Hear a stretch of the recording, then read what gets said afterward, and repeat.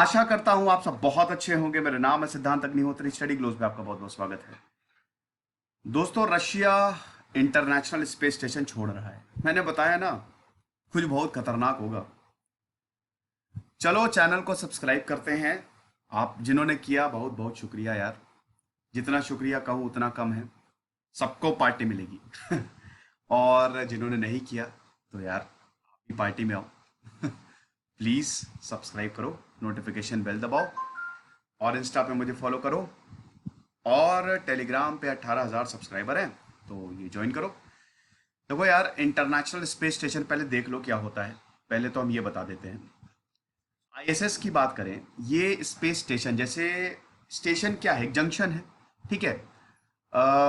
जहां पे जो एक सेंटर पॉइंट होता है, जहां पे लोग आते हैं, जहां से कनेक्टिविटी सबसे ज्यादा होती है। तो स्पेस स्टेशन भी जैसे bus station, railway station, airport है, वैसे ही स्पेस स्टेशन भी होता है। ये स्पेस में, बस फर्क इतना है, ये स्पेस पे है, ठीक है। तो अब स्पेस पे है तो सर इसके क्या हम भी आप नहीं जा सकते। स्पेस पे स्पेस स्टेशन इसलिए बनाया है क्योंकि देखो 1945 के बाद रशिया मतलब सोवियत और अमेरिका में एक स्पेस रेस शुरू हो गई थी। सोवियत ने अपना पहला जो एयरक्राफ्ट है, अरे सॉरी, जो शिप है वो स्पेस पे भेज दिया। और उसके बाद सोवियत पहला बना जो स्पेस पे गया। अमेरिका का मूड खराब, अमेरिका ने इधर अपना अपोलो मिशन लॉन्च कर दिया। लगभग 10 से 11 साल लगे। 1969 अमेरिका के नील आर्मस्ट्रांग पहले बने जो चांद पे उतरे। तो अमेरिका और सोवियत के बीच में स्पेस रेस शुरू हुई।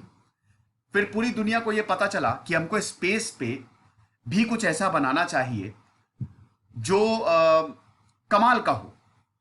आगे आने वाले समय में बहुत सारे ऐसे एक्सपेडिशन करने वाले हैं जो लाइफ की पॉसिबिलिटी को ढूंढेंगे, एक्सपेरिमेंट करेंगे और हो सकता है दूसरे प्लेनेट पे कॉलोनीज बना ले। तो इसके लिए एक जंक्शन तैयार करो, उसी को ही बोलते हैं इंटरनेशनल स्पेस स्टेशन। ये बहुत ही बड़ा स्पेस क्राफ्ट है। जो स्पेस पे है वो स्पेस क्राफ्ट हो गया। 3 ऑर्बिट होते हैं, लो अर्थ, मीडियम और आपका हायर अर्थ ऑर्बिट। सैटेलाइट भी अगर आपको बहुत तेज चाहते कि धरती के चक्कर लगाए तो लो अर्थ ऑर्बिट पे छोड़िए, धीमे धीमे चाहते तो हाई ऑर्बिट पे। जैसे जो जासूसी वाली सैटेलाइट होती है ना, वो नीचे छोड़ी जाती है लो अर्थ ऑर्बिट पे। ताकि भाई सिंपल सी बात है ना कि जितना ज्यादा जितना ऑर्बिट कम होगा, मतलब जितना ज्यादा ऑर्बिट पे के वो पास रहेगा, उतनी उतनी तेजी से वो चक्कर लगा पाएगा। अरे यार आप खुद देखो कि आप एक आदमी को खड़ा कर दो सेंटर पे, अब आप उसके बिल्कुल पास में सर्कल मतलब राउंड लगाओ। हाँ, सबसे बढ़िया जो शादी में फेरे लेते हो ना, ठीक है, तो वो जो अग्निकुंड होता है, तो अब क्या हम लोग बहुत 5 से 7 फेरे लेते हैं, फटाक फटाक से पूरे हो जाते हैं। लेकिन अब खूब बड़ा सर्कल कर दो, रेडियस खूब बड़ा कर दो, टाइम लगेगा ना। क्या मैं स्पेस, चलिए छोड़िए, ये हमारा कोई टॉपिक नहीं है। तो लो अर्थ ऑर्बिट जो है, यहां पे स्पेस क्राफ्ट है। जितने भी स्पेस शटल जाते हैं वो यहां पे ही जाके अटैच हो जाते हैं। किसी दिन मैं इसके मैकेनिज्म समझा दूंगा। ये एक लार्ज लेबोरेटरी, हम स्पेस में जाते ही क्यों? अबे एक्सपेरिमेंट करने के लिए। अर्थ की ग्रेविटी, स्पेस में तो ग्रेविटी है ही नहीं, ठीक है, वेटलेसनेस है। तो वहां पे जब हम एक्सपेरिमेंट करेंगे, मैथमेटिकल हो गया, बायोलॉजिकल हो गया, तो क्या होगा? स्पेस में हमेशा घड़ी को भी सही, क्योंकि स्पेस और टाइम आपको पता है ना रिलेटिव है, तो वहां पे घड़ी को भी हर दिन सही करना पड़ता है। तो लार्ज लेबोरेटरी है जहां पे एक्सपेरिमेंट्स होते हैं और बहुत टाइम तक रहते हैं। आपने देखा होगा ना कि एस्ट्रोनॉट जैसे सुनीता विलियम्स गई थी हमारी, वो यहीं पे ही रह के आई थी। एक एयरक्राफ्ट जो है वो ले जाता है, छोड़ देता है, ठीक है, और उसके बाद ये लोग एक्सपेरिमेंट करते हैं, फिर वापस ले आता है जब उनका टाइम पूरा हो जाता है। फिर इसमें एक स्पेस वॉक का कंसेप्ट आता है। स्पेस वॉक मतलब क्या? आईएसएस से बाहर निकल के स्पेस पे वॉक, एक रस्सी टाइप की, मतलब एक कॉर्ड टाइप की बंधी होती है। अरे बहुत मूवीज है, ग्रेविटी मूवी नहीं देखी क्या? होश उड़ा देने वाली मूवी देखो ना। अब तो बहुत सारी स्पेस पे मूवीज आती है। तो स्पेस कॉर्ड ऐसे बंधी होती है और उसके बाद फिर स्पेस वॉक, बहुत ही खूबसूरत। यूजुअली ये ठीक करने के लिए होता है, कुछ भी खराबी आ गई या कुछ भी, तो स्पेस वॉक होती है। एक्सपेरिमेंटल बेसिस पे भी होता है। माइक्रो ग्रेविटी में, जहां ग्रेविटी है ही नहीं, वहां पे एक्सपेरिमेंट करते हैं।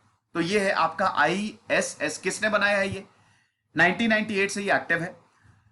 नासा, डेफिनेटली सबसे ज्यादा फंडिंग यहां से आती है। फिर Russia, Roscosmos, JAXA Japan, ESA और सीएसए। ये 5 है जिन्होंने ये बनाया है। अब दोस्तों इसमें प्रॉब्लम ये है कि रशिया अब बाहर हो रहा है। दशकों से एक्टिव था ये आईएसएस में, और अब ये बाहर हो रहा है। 2025 तक ये इंटरनेशनल स्पेस स्टेशन से विड्रॉ कर जाएगा। ठीक है, वही मैंने बताया ना कि ये बहुत अच्छी बात नहीं है। और रशिया बोल रहा है कि अरे हम अपनी फ्लोटिंग लेबोरेटरी बनाएंगे जो कि 2030 तक हम लॉन्च करेंगे। मतलब रशिया अब आत्मनिर्भर होने वाला है स्पेस में। पिछले 20 सालों में बहुत सारे ह्यूमंस यहां पे आए हैं। आईएसएस में दोस्तों 150 बिलियन डॉलर से ज्यादा खर्चा हुआ है। अभी तक नासा ने 243 लोगों को भेजा है 19 देशों से। ऐसा नहीं है, देखिए स्पेस स्टेशन इन 5 एजेंसीज ने बनाया, लेकिन कोई भी यहां पे जा सकता है। कोई भी देश के एस्ट्रोनॉट यहां पे जा सकते हैं। तो 19 देशों के 243 एस्ट्रोनॉट को अभी तक यहां पे भेजा है। 3000 से ज्यादा रिसर्च हो चुकी है यहां पे। 108 कंट्रीज से 108 कंट्रीज रिसर्चर फ्रॉम 108 कंट्रीज यहां पे आए हैं और उन्होंने रिसर्च की है। बहुत सारे बायोलॉजी हो गया, फिजिकल मटेरियल हो गया, स्पेस साइंस हो गया, ह्यूमन फिजियोलॉजी हो गया। ये अब देखिए डिसीजन ये भी इसलिए भी बोला जा रहा है कि वैसे ही अमेरिका और रशिया के बीच तनाव बहुत ज्यादा है। बाइडन का यार समझ नहीं आ रहा। बाइडन तो लगता है ट्रंप से भी ज्यादा खतरनाक है। वो तो मतलब एकदम फ्रंट फुट पे खेल रहे हैं। रशिया को तो एकदम धो दिया है उन्होंने। हालांकि ये कोई अच्छी बात नहीं है, अनस्टेबिलिटी से बहुत बढ़ती जा रही है। और इनका सबसे बड़ी हथियार ये है कि जिससे भी ना बने सबसे पहले उसके डिप्लोमेट को एक्सपेल कर दो। तो रॉस कॉस्मोस के space agency chief Dmitry Rogozin ने बोला है कि हम 2030 तक, हमारे प्लान है कि 2030 तक हम अपनी लेबोरेटरी छोड़ेंगे। ओके, अब देखिए सोवियत ने बहुत योगदान दिया है आईएसएस में। मीर स्पेस स्टेशन जो कि सोवियत यूनियन का है, बाद में इसको रशिया ऑपरेट करता था, वो 1986 से 2001 तक फंक्शनल था। मतलब इससे पहले भी इनका स्पेस स्टेशन था खुद का। और उसके बाद फिर आईएसएस आया, सबने मिलके बनाया, फंडिंग ज्यादा हुई। अब देखो क्या होता है ना कि आपको धरती से स्पेस स्टेशन पे एयरक्राफ्ट लेके जाता है, स्पेसक्राफ्ट लेके जाता है। तो रशिया इसमें बहुत इंपॉर्टेंट था। इससे पहले क्या है कि नासा का स्पेस शटल था, मतलब अमेरिका का जो स्पेस शटल था 2011 में एंड हुआ। उसके बाद रशिया का जो ये क्राफ्ट था, पैसेंजर व्हीकल था सोयज, ये लेके जाता था। ठीक है, लेकिन अब दोस्तों नासा एलॉन मस्क की तरफ चले गए हैं। एलॉन मस्क ने बोला अरे यार रशिया के सोयज की जरूरत क्या है, मेरी गाड़ी लो ना, आजा मेरी गाड़ी में बैठ जा, मेरी गाड़ी लो और स्पेस पे जाओ। तो एलॉन मस्क का स्पेस एक्स जो सिस्टम है अब नासा उस पर रिलाई कर रहा है। तो यानी कि सोयज का काम खत्म। तो ये रॉस कॉस्मोस के लिए बहुत मेजर ब्लो था, क्योंकि नासा से बहुत फंडिंग आती थी। भाई नासा जब एस्ट्रोनॉट को स्पेस पे भेजेगा तो वो बोलेगा ना सोयज से कि भैया तुम्हारे एयरक्राफ्ट की जरूरत है, उसके लिए पैसा देगा। तो 3.9 बिलियन डॉलर नासा ने सोयज फ्लाइट्स पे स्पेंड किया है 2011 से 2019 तक। लेकिन अब नासा का खुद का स्पेस एक्स है, एलॉन मस्क ने खुद बना दिया। तो ये भी एक बहुत बड़ा रीजन बोला जा रहा है ना।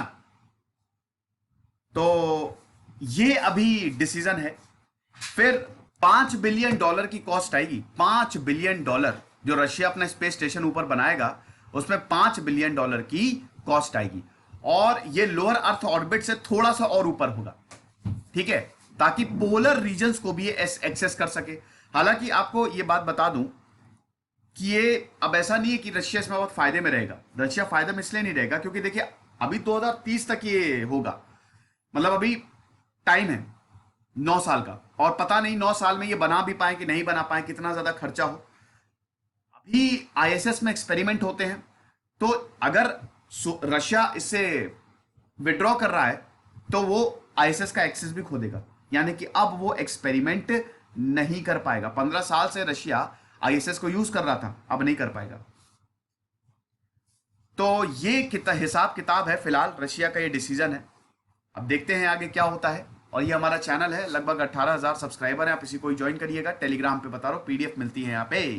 कुछ रहे पढ़ते रहे, जैसे सिद्धांत अग्निहोत्री साहब। एक लास्ट चीज मैं बताना भूल गया कि रशिया और चाइना ने लूनर बेस के लिए एक एग्रीमेंट भी साइन किया है। चांद पे भी बेस बनाएंगे। तो रशिया की चाइना से करीबी हमको देखने को मिल रही है। देखिए अमेरिका, ऑस्ट्रेलिया, जापान, इंडिया, ये एक ग्रुप बन गया है। और रशिया चाइना और पाकिस्तान, ये भी एक ग्रुप बनता दिखाई दे रहा है। तो जो अब दोस्त थे वो दुश्मन होते हुए दिखाई, दुश्मन तो नहीं, इंटरनेशनल मतलब ये इंटरनेशनल रिलेशंस में कोई भी दुश्मन और दोस्त नहीं होते हैं, लेकिन थोड़ा सा भारत से दूर जाता हुआ दिख रहा है। मैंने इस पे एक लेक्चर भी लिया था, बदलते रिश्ते रिश्तों के भी रूप बदलते हैं। कुछ रहिए, पढ़ते रहिए। ठीक है, आप तो पढ़ते ही रहिए आप। Thank you so much.